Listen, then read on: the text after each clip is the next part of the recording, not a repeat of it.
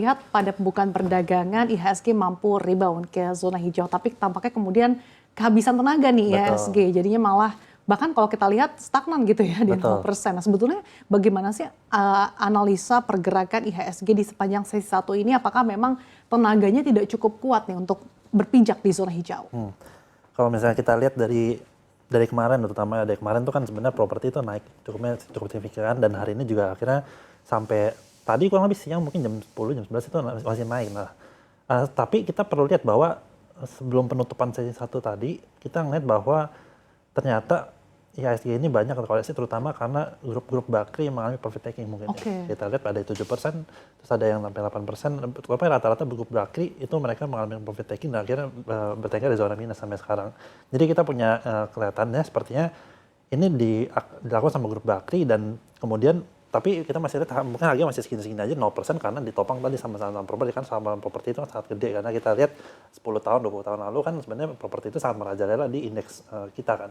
Nah ini juga merepresentasikan bahwa weighting dari saham-saham properti ini sangat-sangat tinggi, dan akhirnya dengan kenaikan saham properti yang dan ini rata gitu, jadi nggak cuma ke beberapa saham properti doang, tapi ini kayak rata. Jadi untuk di sektor properti ini sendiri naik, dan akhirnya ngebuat IHSG bisa bertengger di sekarang, walaupun sebenarnya kita lihat ada aksi profit taking. Kalau misalkan kita lihat dari Bumi, BRMS gitu segala macam kan itu juga mengalami penurunan karena ada grup bakri. Mungkin di belakangnya kita belum tahu ada apa di belakangnya, cuman kita mungkin nanti bakal ada jawaban lagi setelah nanti market penutupan. Kita perlu melihat lagi kurang lebih nanti seperti apa. Oke, jadi memang dominasinya karena ada aksi profit taking saham-saham konglomerasi, tapi memang pergerakan ini masih agak ditopang sama penguatan saham-saham properti. Nah, tapi kalau Anda melihat sebetulnya aksi profit taking yang terjadi di saham-saham konglomerasi, apakah ini akan masih berlanjut atau justru ini cuma hanya sementara saja seiring dengan mungkin pelaku pasar memanfaatkan momentum buy on weakness, seiring dengan mungkin ada kabar-kabar terkait dengan indeks MSCI? Sebenarnya ini ada tambahan lagi terkait karena geopolitik sekarang. Karena kalau misalnya kita lihat, walaupun kita lihat di indeks di Amerika juga sekarang lagi naik-naik terus, tapi kita perlu lihat bahwa mungkin di Indonesia saat ini udah over leverage, jadi ada saham-saham konglomerasi yang udah sangat-sangat tinggi.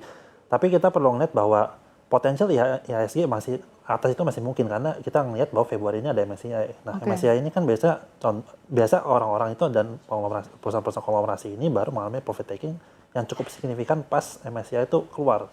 Nah, ini kemungkinan besar akan di Februari. Jadi misalnya sekarang kemungkinan besar adalah ini aksi profit taking biasa. Nanti kalau misalkan emang sekarang masih profit taking walaupun turun sedikit nanti, tapi masih akan rally lagi sampai mungkin MSCI. Tapi kita berarti timeline kita akan lihat Februari nanti gimana. Betul, ya? Februari nanti lah, kalau lebih kita masih lihat MSCI itu nanti seperti apa, karena itu menjadi katalis penting juga, karena kemarin November juga kalau kita lihat kan MSCI keluar gimana langsung tuh masuk emiten-emiten masuk MSCI akhirnya mengalami sell off segala macam kan. Itu sebenarnya sih. Tapi kalau dari segi pergerakan gitu ya, kan di pekan lalu mengawali 2026 IHSG berkali-kali mencoba untuk menyentuh all time high-nya dan sempat sih mencicipi level 9.000, tapi kemudian saat ini balik lagi ke 8.800. Nah, ini apakah sebetulnya masih dalam fase bullish atau justru sudah mulai tampak menunjukkan konsolidasi? Kalau misalnya kita lihat sebenarnya ini masih akan bullish, karena kalau misalnya kita lihat dari sentimen beberapa perusahaan global kayak hedge fund, terus kita lihat dari perbankan global itu masih ngeliatnya potensial upside dari dari emiten terutama dan indeks di luar negeri itu masih potensial masih upside. Tapi mereka juga menyimpulkan bahwa potensial mereka ngeliat gold lebih rally dan silver lebih rally ini lebih ada lagi. Ini akhirnya ngebuat dengan ada quantitative easing ini kan, jadi kita perlu milah nih kira-kira yang mana yang baru kita investasiin. Nah, dengan keadaan seperti ini kita perlu lihat bahwa kemarin juga dari DBS juga ada ngomong bahwa kita itu masih berada, walaupun kita sekarang di tanda kutip hampir kayak bubble, tapi mereka ngelihat bahwa earnings yang ada ini terutama di perusahaan di Magnificent Seven di Amerika ini masih, kalau misalnya di forecast growth ke depan itu masih mengalami di PE ratio yang optimal aja. Jadi bukan agak sedikit mahal, cuman nggak sampai over leverage banget. Nah, ini kita perlu ngelihat lagi ke depannya seperti apa, karena kalau misalnya kita lihat ini bakal nanti ada hubungannya sama di Indonesia, karena Indonesia kan juga kita punya kayak sekarang aja masih ada kerjasama sama Amerika, dan kita lihat bahwa China juga sekarang belum terlalu ekonomi belum terlalu bagus-bagus banget. Ini harusnya menjadi semacam nilai tambahan lagi bagi kita untuk kita lebih concern lagi. Dan kita lihat tadi pagi rupiah itu menyentuh 16.800. 16.800 itu kan sangat-sangat tinggi gitu. Dan ini kita perlu waspada juga, jangan sampai ini yang ada di Iran segala macam itu ke Indonesia, karena kita juga lumayan BBM itu dipotong sama minyak banget kan. Oke. Gitu sih. Seberapa besar kewaspadaan ini akan terjadi di tengah eskalasi yang bisa dikatakan cukup beragam gitu ya? Karena kalau kita lihat ini semakin mendekati level terlemahnya sepanjang masa. Betul.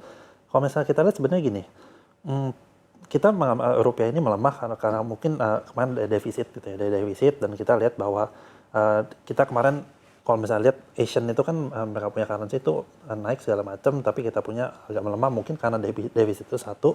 Terus kita juga perlu melihat bahwa walaupun kita ada defisit segala macam, kita tuh masih ada ekonomi kita tuh masih tinggi, dan itu 5%-an itu kan kita bisa direpresentasikan dari IHSG yang sampai nyentuh 9.000 sampai sekarang, dan kita berharap semoga nanti bisa 9.200-an kalau misalnya kita lihat.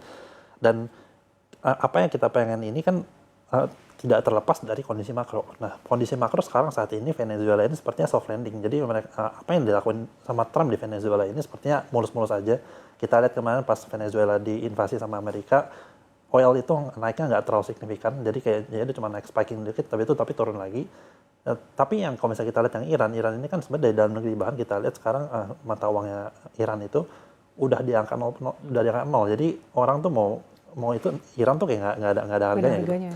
Ini jadi menunjukkan bahwa ini kan, dan Iran kan di Strait Hormuz, dan ini kan kita perlu mantau nih, jangan sampai apa yang terjadi di Iran ini malah nanti spread ke global, karena kalau misalkan ini terjadi kan kita juga kita kena, terus Amerika juga kena, nanti ini bakal nanti malah the Fed yang tadi mau turun suku bunga ternyata ada inflasi tadi kan, jadi nggak turun suku bunga, jadi orang jadi bingung lagi. Pivotnya akan berubah dong ya? Pivotnya akan berubah, jadi mau inflasi atau mau unemployment rate nih, itu kan jadi pusing. Nah itu nanti kita perlu mencermati ini, jangan sampai apa yang terjadi di Iran ini bakal nanti ada hubungan, karena Iran pun sekarang kalau misalkan ada country yang mau kerja sama Iran itu kan nanti bahkan ini Trump tadi beberapa jam lalu Trump akan kenain tarif untuk country yang kerja sama Iran ini, kan kita perlu waspada jangan sampai kayak gitu, karena kalau misalnya kita lihat itu kan Strait Hormuz kan lumayan penting itu terhadap supply chain oil di dunia, itu kita perlu waspadain terutama di situ, sama di Taiwan, terutama Taiwan, karena ada sektor segi geopolitik ini kan China pengen supaya Taiwan itu, karena secara sejarah Taiwan ini